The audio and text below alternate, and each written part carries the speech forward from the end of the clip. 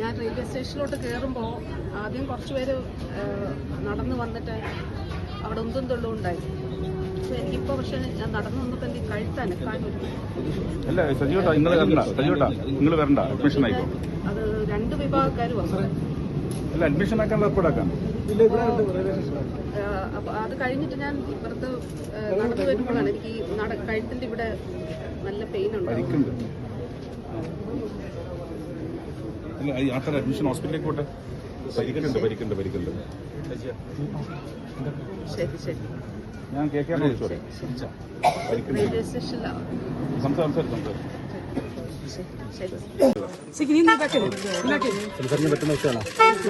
Madam എന്താ സംഭവിച്ചത്?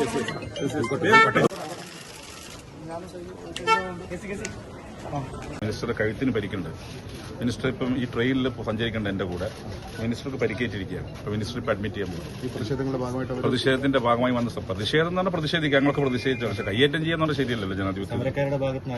സമരക്കാരനെ ആക്രമിച്ചു. പിന്നെ ആക്രമിക്കാൻ? അപ്പൊ സമരക്കാര് കയ്യേറ്റം ചെയ്തു, കഴുത്തിന് പരിക്കും. ഞാൻ അദ്ദേഹത്തെ കാത്തിവിടെ നിൽക്കുകയാണ്.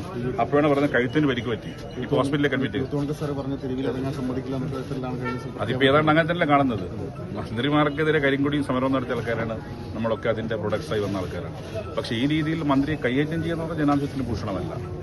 അത് അപലപിക്കപ്പെടേണ്ടതാണ്. ഇവരെ അഡ്മിറ്റ് ചെയ്യണം.